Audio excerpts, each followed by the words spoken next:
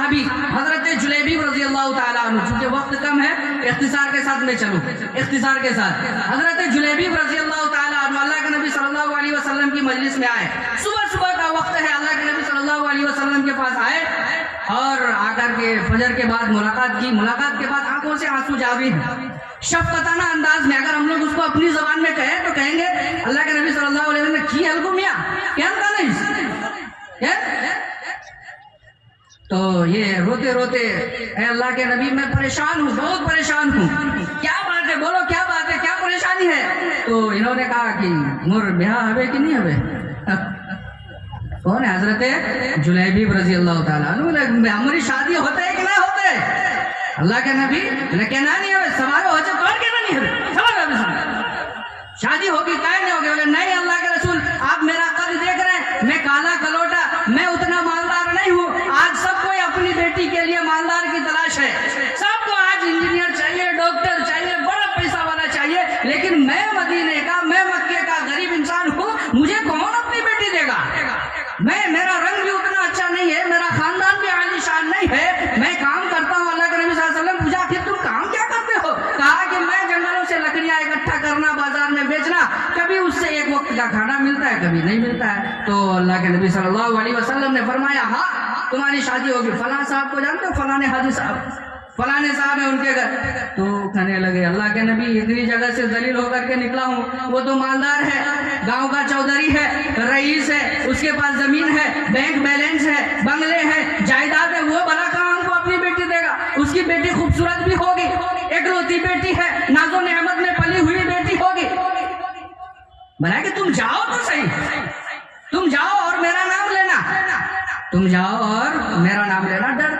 ڈرتے ڈراتے ان کے گھر میں چلے گئے، السلام علیکم، وعلیکم السلام۔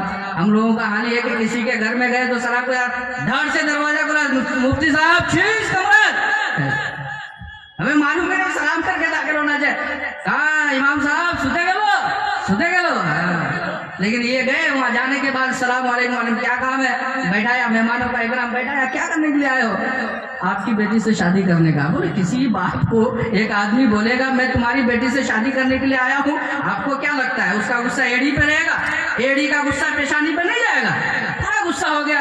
بولا ارے کم وقت تم آیا میری بیٹی سے شادی کرنے کے لیے، کالا کلوٹا اتنا بھدا، دیکھنے میں بدصورت ہے، اور تم میری بیٹی سے شادی کرنے کے لیے، اچھا بتا تو کماتا کتنا پیسہ ہے؟ اتنا پیسہ کئی لاکھ ٹکا مہینہ، کیا کام کرتا ہے، تیرا گھر کیسا ہے؟ بولا کہ وہ مدینہ کے کنارے میں وہ فلاں جگہ ہے، ایک چھوٹی سی جھوپڑی بنی ہوئی ہے، وہی میرا گھر ہے، اسی میں رہتا ہوں، جنگلوں سے لکڑیاں کاٹنا، ایک دو وقت کا کھانا ملا، بس وہی ہو گیا۔ اب آگے سننا جو اس کے بعد معاملہ ہوا، ذلیل کر کے بھگا دیا کہ تو گاؤں کا سب سے نچلے طبقے کا آدمی اور سماج کے اندر میرا ایک وقار ہے، میری ایک عزت ہے، اور تو چلا میری بیٹی سے شادی کرنے کے لیے، ظاہر ہے کوئی بھی بیٹی کا باپ یہی بولے گا، بھگا دیا۔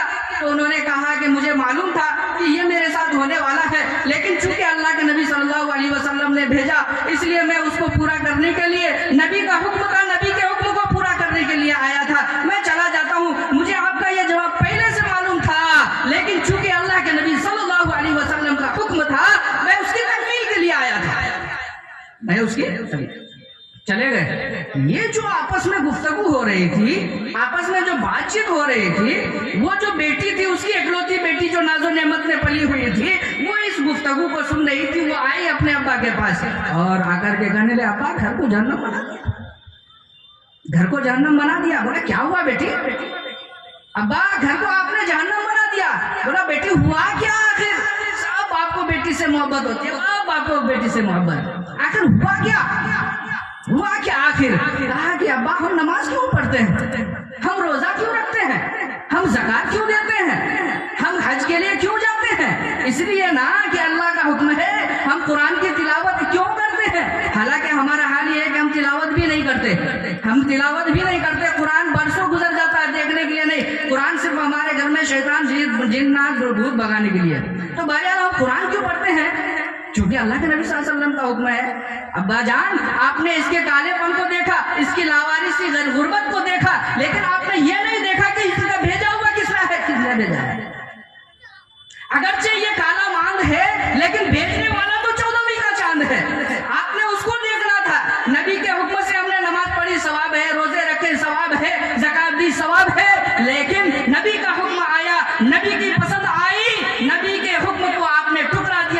जहन्नम बन गया। बाप का दिमाग भी खटका गया, हाँ बात तो सही कर रही है, बात तो सही कर रही है। अगरचे काला कलोटा है, अगरचे काला कलोटा है, लेकिन भेजा हुआ तो नबी का है, नबी ने भेजा है। फौरन दौड़े वो, मुझे वो कहा गया, वो जो था काला कलोटा अभी आया था मेरे घर में, वो चले गए मायूस होकर के, चले गए जंगल में जाकर के, यूं इस तरह से अफसोस के साथ बैठे हुए हैं। जैसे गए कंधे पर हाथ रखा, अब देखा कि अब भी और कुछ बाकी है। इतना गाली गलौज से तो नवाज लिया, डांट डपट तो कर लिया, अब भी कुछ बाकी रह गया। बोला कि नहीं, मैं तेरे पैर पकड़ता हूँ, मैं माफी मांगता हूँ, मुझसे बड़ी भूल हो गई, मैं तुझे पहचान नहीं सका, तू तो नबी का भेजा हुआ है, तुझे तो नबी ने भेजा है। चुनांच लेकर के गया। मेरे दोस्तों जरा ईमानदारी से बताना, फौरन लेकर के गया और 2 लोगों को जमा किया और फौरन उसका निकाह कर दिया, फौरन उसका निकाह कर दिया। अब जरा ईमानदारी से बताना कितना जहेज दिया, कितना जहेज दिया? कुछ भी नहीं। शादी हो गई, शादी हो गई, कई दिन गुजर गए। कई दिन के बाद अल्लाह के नबी सल्लल्लाहु अलैहि वसल्लम बाजार में तशरीफ फरमा कहीं जा रहे, तशरीफ देखा कि सामने से वही काला कलोटा जो आया, मुलाकात, सलाम अलैकुम, वालेकुम सलाम, भाई क्या हुआ? उस दिन तो भेजे थे शादी के लिए, क्या हुआ, शादी हुई? तो इन्होंने कहा अल्लाह के रसूल हो गई शादी। तो अल्लाह के नबी सल्लल्लाहु अलैहि वसल्लम ने दुआ दी, बारकल्लाहु फीकुमा व जमा बैनकुमा मिन खैर, कि अल्लाह ताला तुम दोनों के दरमियान उल्फत व मोहब्बत बरकरार फरमाए, उल्फत व मोहब्बत अता फरमाए, खूब दोनों एक दूसरे के हुकूक पहचान कर जिंदगी गुजारो, एक दूसरे के हुकूक पहचान कर जिंदगी गुजारो। लेकिन अल्लाह के नबी सल्लल्लाहु अलैहि वसल्लम ने चुपके से पूछा कि ऐसे ही हो गया या कोई और कुछ परेशानी हुई? पहले ही हो गया, हो गई शादी? बोला नहीं अल्लाह के रसूल, उन्होंने तो पहले हमें भगा दिया, उन्होंने पहले हमें डांट डपट के भगा दिया, लेकिन उसकी बेटी जो मेरी अभी बीवी है, उन्होंने फिर सारा किस्सा सुनाया। सारा किस्सा सुनाने के बाद उन्होंने कहा कि उनकी बेटी जो अभी मेरी बीवी है, इन्होंने कहा कि आपने जो है उनको जो टुकड़ा दिया वो काला कलोटा देख करके, वो काला कलोटा तो ठीक है, लेकिन हुक्म चूके नबी सल्लल्लाहु अलैहि वसल्लम का। तो मेरे दोस्तों, सहाबा इकराम का मजमा, सहाबा इकराम की जमात सारे के सारे जमा है। जैसे ही नबी करीम सल्लल्लाहु अलैहि वसल्लम ने इस बात को सुना कि उस बच्ची ने, उस प्यारी सी बच्ची ने, उस यतीम, उस मालदार की बच्ची ने नबी करीम सल्लल्लाहु अलैहि वसल्लम को तरजीह दी, नबी करीम सल्लल्लाहु अलैहि वसल्लम के हुक्म को फौकियत दी। अल्लाह के नबी सल्लल्लाहु अलैहि वसल्लम ने हजरत जुलैबी रज़ी अल्लाह ताला अन्हु को फौरन गले से लगा लिया, बहुत प्यार किया, बहुत मोहब्बत किया। वैसे ही अल्लाह के नबी सल्लल्लाहु अलैहि वसल्लम सहाबा इकराम से बहुत ज्यादा मोहब्बत फरमाते थे, बहुत मोहब्बत किया, बहुत मोहब्बत किया। और उसके बाद फरमाया अल्लाहुम्मा ला तजअल बैनहुमा लुद्दा, ए अल्लाह मैं दुआ करता हूँ इस जोड़े के दरमियान कभी कड़वाहट न डालना। मेरे दोस्तों, नबी करीम सल्लल्लाहु अलैहि वसल्लम के हुक्म के मुताबिक जो भी शादी, सारे के सारे सहाबा इकराम ने उस दुआ पर आमीन कहा। दुआ किसकी है? नबी करीम सल्लल्लाहु अलैहि वसल्लम की दुआ है। उस बच्ची ने नबी के हुक्म को फौकियत दी, न देखा काला है न गोरा है, कुछ भी नहीं देखा और उसको फौकियत दी। उस पर अल्लाह के नबी सल्लल्लाहु अलैहि वसल्लम ने दुआ दी और वो हजरत जुलैबी रज़ी अल्लाह ताला अन्हु फरमाते हैं कि 2-4 महीने ही गुजरे थे कि एक वक्त ऐसा आया कि मेरा भी शुमार मदीने के मालदारों में होने लगा। शादी में बरकत है, लेकिन बरकत उस वक्त है जब शादी सुन्नत के मुताबिक की जाए। शादी जब सुन्नत के मुताबिक की जाए। यहाँ हमारे घर में शादी होती है, दूल्हा दुल्हन 1 हफ्ता तक क्या प्यार मोहब्बत की बातें करे, क्या एक दूसरी जगह घूमने के लिए जाए, यहाँ परेशान रहता है, सोया हुआ है, फोन आया, मैं टेंट वाला बोल रहा हूँ, 5000 बाकी है, डीजे वाला बोल रहा हूँ, 10,000 बाकी है, तुम्हारे यहाँ शादी हुई, 25 बाल्टी 40 चम्मच गुम है।